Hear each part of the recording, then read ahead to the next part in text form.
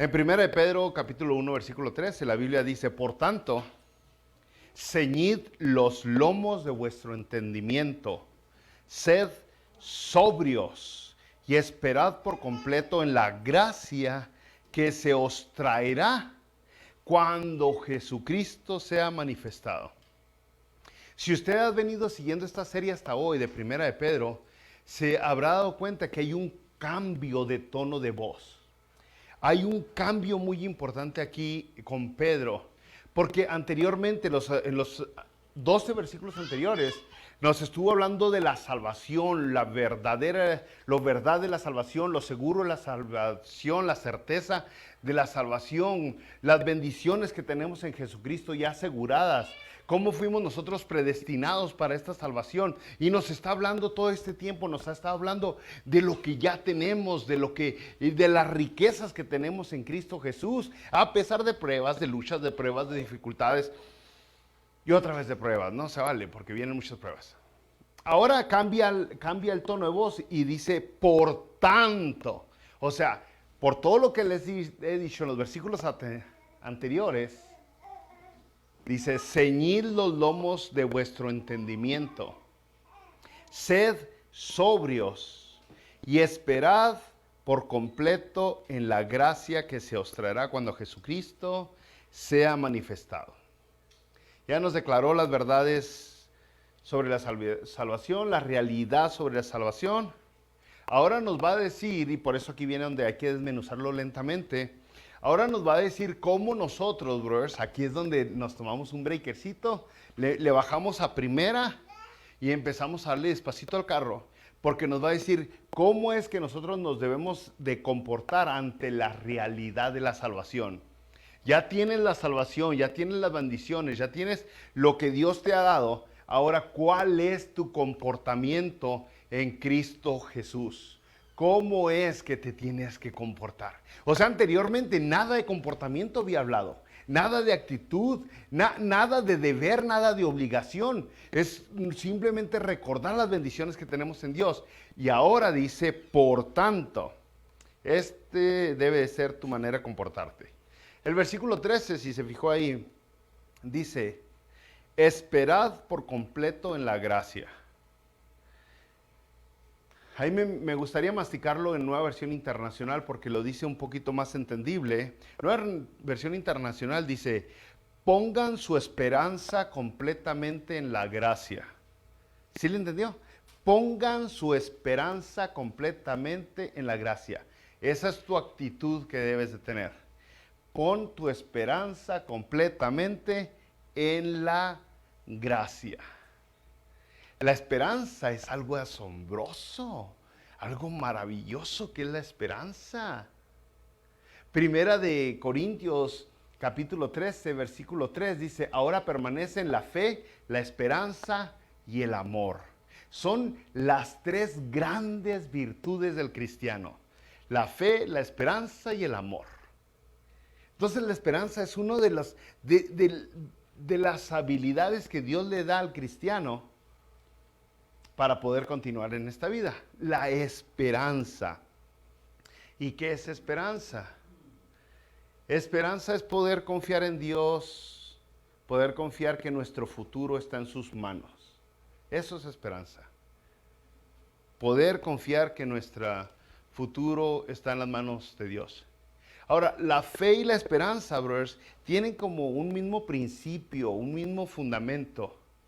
La fe y la esperanza se parecen mucho y muchas veces aún la misma palabra los entrelaza en sí. Porque tanto fe como esperanza tienen que ver con confiar en Dios, con creer en Dios o creerle a Dios. Pero la fe está hablando de creerle a Dios y creer en Dios hoy, en este instante, por lo que Dios está haciendo y por lo que Dios hizo.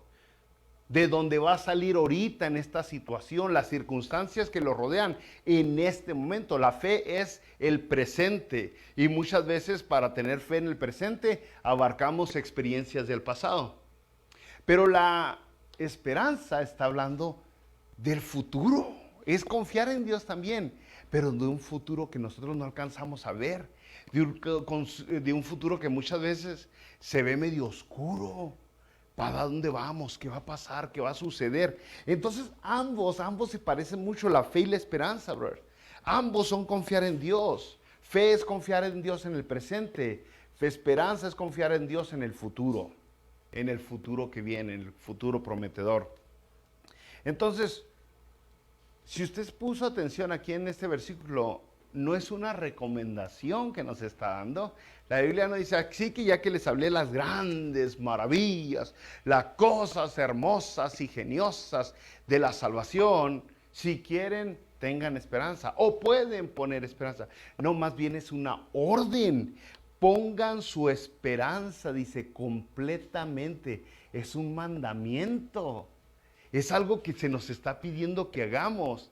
Ya que reconocemos quién es Dios, quién es Jesucristo, qué puede hacer Dios, qué ha hecho Dios, y conocemos las promesas que nos ha dado, nos dice, ok, ahora estás obligado como hijo de Dios a esperar en Él, a tener esperanza en Él. No a caer en sin esperanza, en desilusión, en desánimo, sino simplemente esperar en Él. Pero es una obligación y es una orden que la palabra de Dios nos está dando. Fíjese, es Pedro el que está hablando. Pedro es en los años 60 cuando se escribe la carta de Primera de Pedro. Y es aquí donde la iglesia se la está pasando muy mal. Los cristianos están pasando cosas muy difíciles, pruebas muy duras, no pruebitas leves de faltar el domingo al trabajo o no, agarro ese jale o no, pruebas verdaderas de confieso a Jesucristo y me cortan la cabeza o no. Ese tipo de pruebas, confieso a Jesucristo y me echan a los leones o no. Esas pruebas, esas son las pruebas que están pasando. Confieso a Jesucristo y me quitan mi casa y todo lo que poseo, me echan a la calle o no. Dependiendo de cuál ciudad, algunas eran más severas con los cristianos y otras simplemente les quitaban todas sus propiedades. Entonces estaban pasando por tiempos muy duros. Aparte de los abusos verbales y aparte de este tipo de discriminación que había en el medio ambiente simplemente por ser cristianos, ¿no? A ellos les dice Pedro, tengan esperanza. Ya conocen las promesas de Dios, ya conocen todo lo que Dios les ha dado, ya saben dónde están parados, ya saben que es seguro lo que tienen. Ahora pongan su esperanza completamente en Él. Es por eso que Pedro se le conoce a Pedro se le conoce como el apóstol de la esperanza. Es bueno conocerlo, ¿eh? ¿Quién es el apóstol de la esperanza? Es Pedro, el apóstol de la esperanza. ¿Quién es el apóstol del amor? ¿Quién diría usted? Juan, eso, gracias. El apóstol del amor es Juan. ¿Quién es el siervo de Dios, el líder de Dios, de los quehaceres? Santiago. Muy bien. Bueno, para que se despierte, nadie se despertó, pero sigamos, ¿no? La cosa está caliente aquí, se me hace que el hermano le pagó el calentón. Es para que pongan esperanza de que algún día se va a prender le apagó el aire. Mismo Pedro, para abajo la temperatura.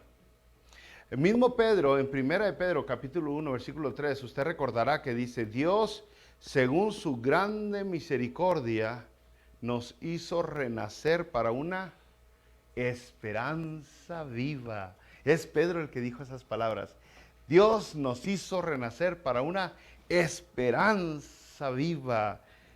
Es el renacer, es la regeneración, es nacer, es vivir, es existir con una esperanza no depositadas en las fuerzas, en las habilidades o en el gobierno o en tantas cosas, una esperanza depositada en Dios, únicamente en Dios.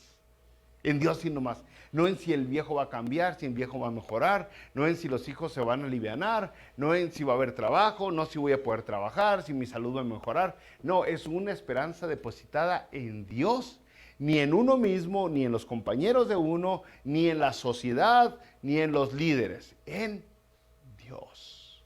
En Dios. Una esperanza viva. Y ahora nos dice Pedro, esperad por completo en Él.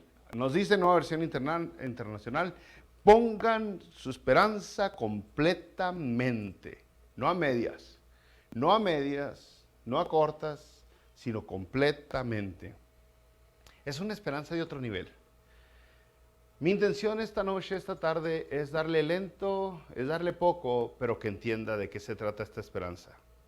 Y se la voy a dar de la mejor manera que puedo, y ahí disculpen a aquellos que no se relacionen con el ejemplo que les voy a dar, pero yo les podría decir, por ejemplo, el día que como usamos la palabra esperanza hoy, que no es como se usa en la Biblia. Pues le podría dar un ejemplo, yo le podría decir, tengo esperanza de que México vuelva a jugar bien. ¿Qué pasó, bro? Tengo esperanza que México juegue tan bien que gane la Copa de Oro, esta que está a punto de comenzar. Eso podría decir yo, eso podría decir, tengo esperanza. Tengo esperanza que México en este año gane la Copa de Oro. Es como se usa la palabra hoy. Es como le aventamos la palabra de esperanza hoy. Tengo esa esperanza. Pero no es como se usa la palabra aquí en la Biblia. La palabra de Dios no está usando la palabra esperanza de una manera imagina, ¿quién sabe cómo se dice? Imaginativa, alusiva, fantasiosa. No, para nada. La esperanza en la Biblia se refiere a la fe, a la confianza, a la seguridad, a la certeza que uno tiene. A la certeza que uno tiene porque Dios nos ha dado un futuro, nos ha prometido un futuro y Dios no falla. Y el cumplimiento de las promesas siempre vienen de parte de Dios. Dios nunca falla su promesa. Entonces cuando la Biblia dice ten esperanza en Dios, no te está diciendo fantasíate un rato de que te va a ir mejor, ilusiónate un rato que te va a ir mejor. Volviendo al ejemplo que le dije, se la termino de decir, si Dios se involucrara, supongamos, no, jamás lo va a hacer, pero si Dios se involucrara y nos dijera quién va a ganar la próxima Copa Oro, si Dios baja y nos dice quién es el equipo, la nación que va a ganar la próxima Copa Oro del fútbol, entonces pues ya no sería lo mismo.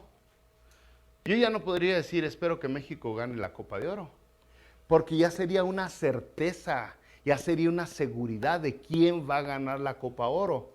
No porque me lo dijo alguien que lee el café o la mano, las cartas o las estrellas, sino porque me lo dijo el mero mero, el creador de todas las cosas, el Señor, el que tiene conocimiento infinito, el que no tiene límites de poder. Entonces, el mundo, pues todo cambiaría en el mundo de deporte. Imagínense cómo cambiaría si Dios verdaderamente baja y dice, si Dios verdaderamente dijera quién va a ganar esta copa que viene. Ya no sería adivinanza. Ya no sería adivinanza ni alucinación, ni ilusión, ni imaginación. Ya sería conocimiento. Ya sería certeza. Ya sería seguridad, ya sería, pues todos saben quién va a ganar la copa. Ya sería algo certero. Y entonces el deporte dejaría de existir.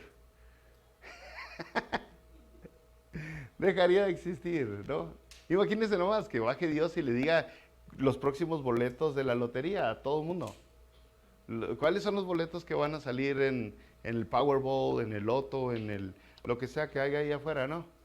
Pues todo el mundo lo compra y al último, ¿quiénes ganan? Pues a cada quien le tocan 25 centavos porque se lo dividen todo entre los ganadores y les toca muy poquito, ¿no? Ya no sería negocio, pero ya no sería, creo que estos números van a salir ganadores. No, ya sería, sé que estos números son los que van a salir. ¿Por qué? Porque me lo reveló el Creador, el Dios, el mero mero. Entonces la palabra esperanza en la Biblia lleva este tipo de fe, este tipo de significado que es certeza y seguridad, el cual nos está exigiendo Pedro. Ustedes tengan esta esperanza.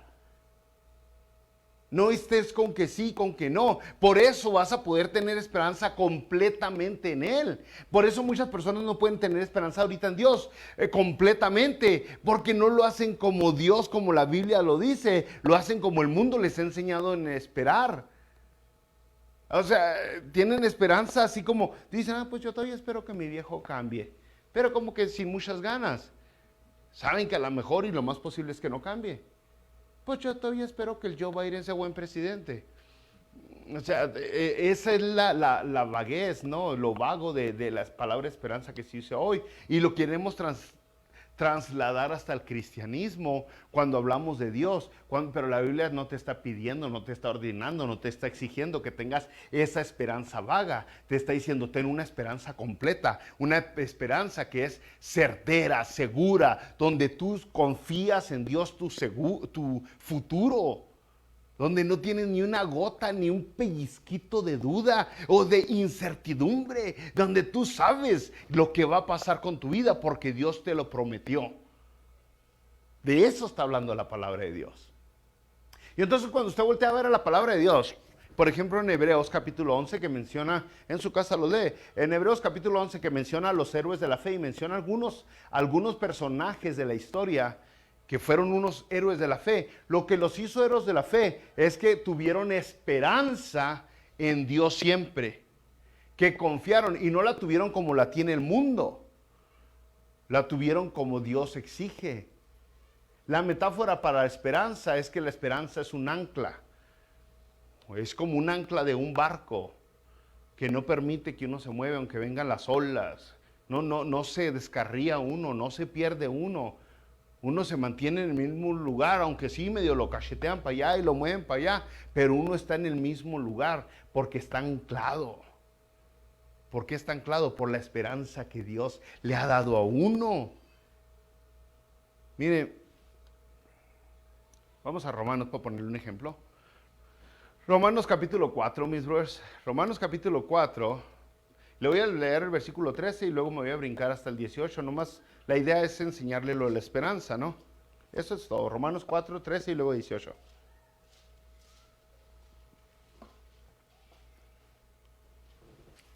Y dice Romanos 4, 13, porque no por la fe fue dada a Abraham, perdón, no por la ley. Gracias. Porque no por la ley fue dada a Abraham o a su descendencia la promesa de que sería heredero del mundo, sino por la justicia de la fe. Abraham es uno de los héroes de la fe que son mencionados en Hebreos capítulo 11. Y dice, no es por la ley, no es por la religión que a Abraham se le dio su promesa, sino por la fe. Entienda eso, por la fe. Versículo 18. Abraham, creyó en esperanza contra esperanza. Romanos 4, 18. Abraham creyó en esperanza contra esperanza. Otra vez, la fe de la que está hablando es la fe de lo que iba a venir, lo que no se veía, lo que estaba muy oscuro, lo que él ni siquiera veía, señales de que iba a pasar algo. Aún así, él tuvo esa esperanza en Dios. Y dice, él creyó en esperanza, contra esperanza, porque todas las posibilidades, todas las probabilidades estaban en su contra. Entonces, a pesar de que el mundo se le venía encima, él siguió teniendo esperanza. ¿En quién? En Dios, Sigamos otra vez. Romanos 4, 18. Abraham, creyó en esperanza contra esperanza para llegar a ser padre de muchas gentes. El que se acuerda, Abraham se le prometió que iba a tener un hijo y ya casi 100 años de edad y su esposa casi 90 años de edad, por fin tuvieron un hijo, ¿no? Para llegar a ser padre de muchas gentes conforme a lo que se había dicho. Así será tu descendencia. Y no se debilitó en la fe al considerar su cuerpo, que estaba ya como muerto, siendo de casi 100 años. O la esterilidad de la matriz de Sara, su esposa. Tampoco dudó por incredulidad de la promesa de Dios, sino que se fortaleció en fe, dando gloria a Dios, plenamente convencido de que era también poderoso para hacer todo lo que había prometido. Esa es la esperanza de la que habla la Biblia. No es fe en el presente, no es fe por la situación actual, es fe por lo que va a venir, que ahorita no vemos ni una pizca que nos ayude para tener esperanza. Estamos muchas veces como Abraham, más bien las pizcas que vemos van en contra, se oponen a creer en Él, se oponen, nos ayudan a la incredulidad. Y aún así, a aquellos que son hijos de Dios se les exige, ten esperanza en Dios. Deposita en Él tu esperanza completamente. Deja de fijarte en tantas cosas, en la tormenta, en la tempestad, en la situación actual. Tú mira al Dios grandotote y poderoso. Aquí dice, Él se fortaleció, dice el versículo 21, porque estaba plenamente convencido de que era Dios, también poderoso para hacer todo lo que había prometido. ¿En quién puso los ojos? ¿En lo viejito que estaba Sara? ¿En lo viejito? ¿O en lo viejito que estaba él, ya curviado y parecía arco de indio? No se fijó en eso.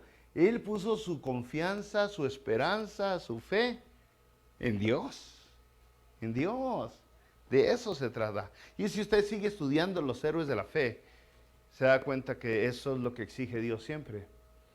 No que creas porque se te dan muchas pizcas de que puedes confiar en un futuro mejor.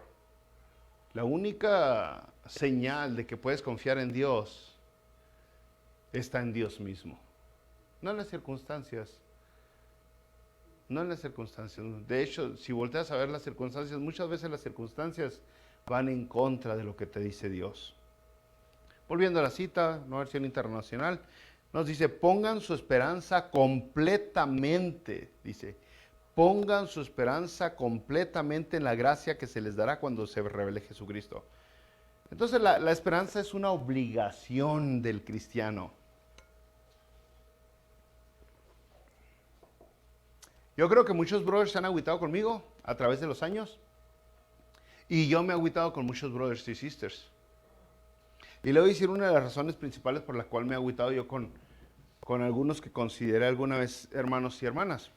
La razón principal por la cual yo me he agüitado con personas es cuando vienen cosas en la vida de ellos, circunstancias, y demuestran que no tienen fe. Porque todo el tiempo que su vida estuvo muy bonita, estuvo muy chida, que no tuvieron problemas serios, eran muy buenos cristianos. Pero ya nomás falleció un ser amado, ya nomás vino escasez de salud, o escasez de dinero, o algún pleitito por allá, y lo primero que salió corriendo fue la fe que nunca tuvieron. Y es una tristeza enorme porque en ese momento yo me decepciono porque dije, he dicho, entonces no era cristiano. No era cristiano. En las pruebas, en las luchas, como está pasando aquí la iglesia a quien escribe Pedro, es donde se conocen los cristianos, brothers.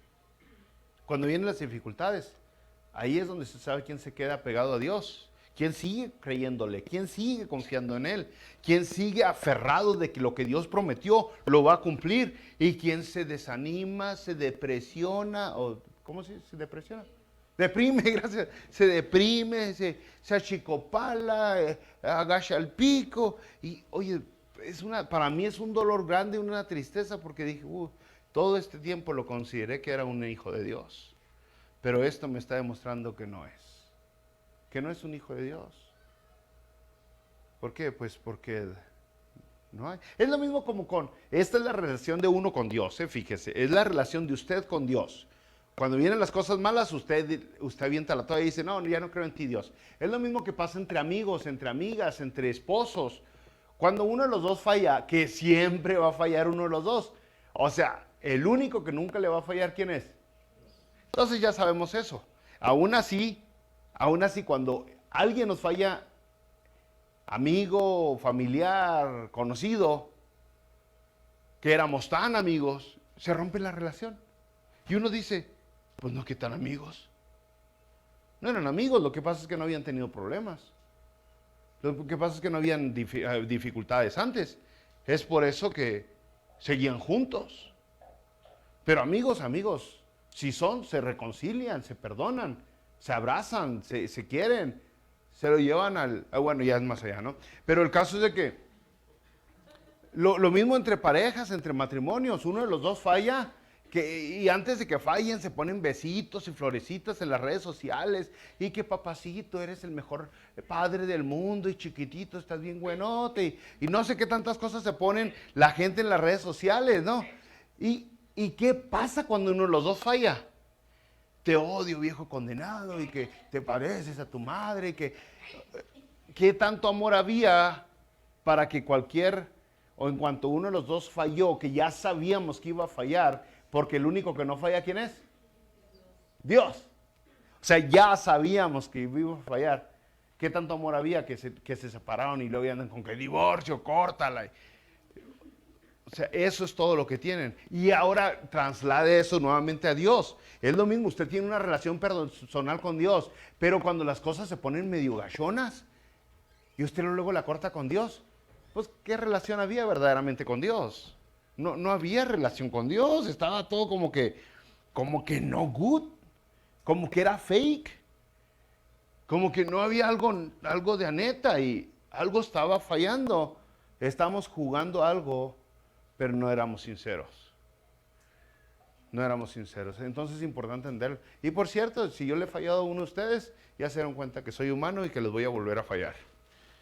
Es la verdad. Es más, y ni perdón les pido porque lo único que les puedo decir, soy humano. Ay, bueno, pues sigamos. Esa es otra historia, ¿eh? Pero ahí es donde estamos con la esperanza, la fe en Dios. Ahora, ¿cómo obtienes? Ya vamos a andar acabando. ¿Cómo obtienes esta esperanza? Usted dirá, bueno, a mí me gustaría tener esa esperanza, como dice la Biblia, que es una certeza del futuro, una seguridad. Es algo donde uno no está tan beleque, sino algo que está asegurado, amachicha. ¿Cómo lo agarro? ¿Cómo me apeñuzco de eso? Yo quiero un poquito de eso. Quiero tener esperanza completamente en Dios. ¿Cómo le hago? Volviendo a la cita, volvamos aquí en 1 de Pedro capítulo 1, versículo 13. Dice, por tanto, la continuidad donde ya nos habló las bendiciones asombrosas, preciosas de que estamos en Jesucristo. Dice, por tanto, ceñid los lomos de vuestro entendimiento, sed sobrios. Ahí está la clave, fácil, fácil. Ceñid los lomos de vuestro entendimiento. Se lo traslado otra vez, se lo traduzco, ¿no? Por ejemplo, entendimiento, entiende, conocimiento. Si usted quiere tener unas relaciones personales buenas, necesita conocer a la gente. Necesita conocer a la gente con los que quiere tener una relación personal. ¿Por qué? Porque la mayoría de las personas lo que hacen es que se mienten a ellos solos. Se mienten a sí mismos. Y entonces cuando esa otra persona hace lo que no les gusta, se sienten todos desilusionados. ¿Okay? Déjenle, pongo un ejemplo y no voy a ser tan personal, le aseguro. Un ejemplo, sin ser tan personal. Supongamos que todos ustedes cada uno de ustedes son miembros activos, son pilares de la iglesia hermosa. Entonces yo espero que vengo aquí a un servicio, el domingo, el jueves vengo al servicio, llego temprano, media hora antes, y entonces espero que todos estos pilares lleguen temprano. Pero 2, 3 de los que ya están impuestos a llegar tarde, llegan tarde. porque les gusta llegar tarde. Yo no sé por qué, ¿no? Les gusta llegar tarde. Y luego, ¿qué es lo que voy a hacer? Me decepciona, brother. No esperé que llegara tarde. Ya tiene, brother, viniendo 5 años y en esos 5 años una vez llegó temprano y eso porque el reloj se le equivocó. ¿Cómo es que te decepciona el brother? ¿Sí me entiendes lo que le digo? No estás siendo realista, no tienes conocimiento aplicado. Si ya sabes que el brother siempre llega tarde, ¿para qué te haces la ilusión de que hoy sí va a llegar temprano? Y cuando llega tarde dices, quedé bien decepcionado con el brother. No, ya lo conoces. No puedes esperar algo diferente de lo que es. De lo que es. En cambio, yo conozco a personas aquí que nunca fallan, en realidad, que nunca fallan aquí a la iglesia. Y supongamos que, me da chance de usarlo, bro. Usted puede ser el más guapo de Guatemala. Por ejemplo, al hermano Marco le toca orar por las ofrendas, un día, ¿no? Le toca orar por los diezmos y las ofrendas, pero no viene. Y no le dice a nadie que no va a venir. Y salió la final del Mundial del 2028. ¿Cuál es el próximo? ¿Cuál es el próximo Mundial? 2026. Guatemala contra Argentina. ¿Qué les pasa? Incrédulos. Díganles algo, brother. Ok, entonces no vino, simplemente no vino. No vino. Pero el brother, todos estos años que he estado aquí, siempre ha sido bien fiel, bien constante, bien responsable, bien comprometido, bien entregado. Ahí sí pudiera decir yo, me agüitó, ¿verdad?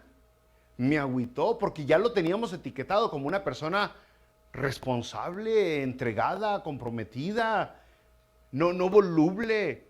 Entonces, ahí sí, ahí sí. Ahora volviendo al conocimiento, trasladándonos otra vez con Dios. Dice aquí la palabra de Dios. ¿Cómo tienes esa esperanza? Por tanto, ceñid los lomos de vuestro entendimiento. ¿Qué sabes de Dios? ¿Qué conoces de Dios? Ahora, esta palabra entendimiento es el entendimiento, es el conocimiento que se actúa, que se aplica. Otra interpretación que le da Nueva Versión Internacional es inteligencia. Porque es conocimiento no nomás que se queda ahí guardado en la cabezota, sino es aplicable, el conocimiento aplicable que se convierte en inteligencia. ¿Qué conoce de Dios? ¿Qué conoce de Dios? Porque lo que conoce de Dios va a depender si usted confía en Él, si usted cree en Él, si usted tiene esperanza en Él. Hay personas que no conocen mucho de Dios y por lo tal su fe está chiquitita porque su conocimiento está pequeñitito. Toda la palabra nos habla que debemos de llenarnos de conocimiento, porque mientras más va conociendo a Dios, más se nos hacen grandototes los ojos, más quedamos con la bocota abierta. ¡Wow! ¡Qué asombroso, qué maravilloso, qué majestuoso, qué perfecto es nuestro Dios! Tan santo, tan digno de alabanza, de adoración. Cosa tan chula, tan hermosa es Jehová. Pero el que no tiene el conocimiento, alabado sea Dios, hermanos. Nomás imitan a 2, 3 por ahí. Lo que dicen es porque vieron a aquel hacerlo o aquel hacerlo. Pero no nace de lo más profundo de ellos, porque el conocimiento no está en lo más profundo de ellos. Entonces la palabra de Dios dice, ¿quieres una esperanza? Como la Biblia te exija, necesitas conocer a Dios. Necesitas llenarte de conocimiento. Ahora, yo no sé, porque mire, se lo voy a explicar otra vez al mundo de hoy. Hay clases, cuando yo estaba tomando clases, había algunas clases que no me interesaban a mí, y para mí estudiar esas clases era muy difícil. Varias clases que exigían para poder agarrar mi grado, ¿no? mi título. Y como eran clases tan fastidiosas para mí, tan aburridas, tan sin importancia, se me hacía muy difícil estudiar esos artículos, leer esos libros, porque no me interesaba nada. Pero habían otras clases que me motivaban, ¿no? Había otras clases que sí me entusiasmaban, tantito de álgebra, de biología, de ciencia, de química, de historia, no, hombre, me sumergía ahí. O sea, de religión, hombre, pues nadaba bien a gusto, podía pasármela bien a gusto. Yo pienso que a algunas personas les falta conocimiento porque les aburre estudiar. Y yo creo que les aburre estudiar pues porque les aburre la clase. Les aburre la clase. Yo batallaba mucho para concentrarme con esas clases. De hecho, fueron 2 clases, las únicas 2 clases, sin presumir humildemente que me saqué una B. Y fueron esas 2 clases. Y esas 2 clases estaba estudiándolas y mejor prendía el YouTube. Le digo, ay, hay que volver a estudiar. Y luego me ponía a ver el Facebook. Ay, hay que volver a estudiar. Yo creo que eso le pasa a algunas personas. Que como que quieren llenar, estudiar, conocer al Dios precioso, a su creador, a su diseñador, al arquitecto, al que los formó, al que los planeó. Pero cuando empiezan a querer, pues se les atraviesa el Facebook, que es más entretenido, o el Netflix, o yo no sé qué tantas distracciones, o jugar al 4, al hoyito, al chinchilagua, algo más divertido. Y al último el conocimiento no llega a la mente de uno. ¿Qué hay que hacer en esos casos? ¿Qué hacemos en ese momento? Pues yo creo que solamente queda una cosa que hacer. Si usted se fijó aquí, habla de la gracia de Dios. Y luego dice, por tanto, ceñid los lomos de vuestro entendimiento, sed sobrios. La palabra sobrios es la otra palabra dominio propio. Es la misma palabra que se interpreta en Nueva Versión Internacional como dominio propio. Tengan dominio propio. Eso es lo que está diciendo. Eso es lo que está diciendo. Si a usted verdaderamente le interesa su salvación, su eternidad, su vida, su crecimiento espiritual el día de hoy, tiene que tener dominio propio. Tiene que poder más que las distracciones que nos rodean. Tiene que someterse, sujetarse. Si no, va a seguir sin conocimiento, y sin conocimiento no viene la admiración, el aprecio a Dios, a nuestro Creador, y sin ese jamás la esperanza, la fe, como Dios nos exige que la tengamos, que es una exigencia, una responsabilidad, jamás la vamos a tener. Sí, todo está aquí en la palabra de Dios, y se fijó. Por tanto, ceñid los lomos de vuestro entendimiento, sed sobrios, tengan dominio propio. No se clave en las pruebas, en las luchas, en la tribulación. Clávese en Dios. Si se quiere clavar en algo, clávese en Dios, en lo que ya hizo. Yo sé que ha hecho cosas bonitas para usted. Dios le prometió que en su nombre iba a tener dificultades, iba a pasar momentos muy duros, ayer en Mateo 24:9. Pero no se clave en eso, clávese en Jesucristo. Porque si se enfoca en el dolor, en el sufrimiento, pues entonces va a quitar los ojos de Jesucristo y entonces va a aflojar. Va a aflojar. Va a empezar a debilitarse aún más. Y entonces le va a faltar esperanza. Y sin esperanza ya va balú. Sin esperanza no hay nada. La esperanza es muy importante. Es mentira que la esperanza nunca muere. Ojalá me hubieran dicho antes, porque antes de casarme con mi esposa. No es cierto. Es un chistecillo de que me iba a casar con otra mujer, pero la mamá de ella se llamaba Esperanza. Y como la esperanza nunca muere, dije, no, chale. No es cierto, ¿no? Clávese en algo, ponga su esperanza, dice la palabra de Dios, completamente en Él, en la gracia. Y esa gracia se va a culminar cuando Jesucristo llegue.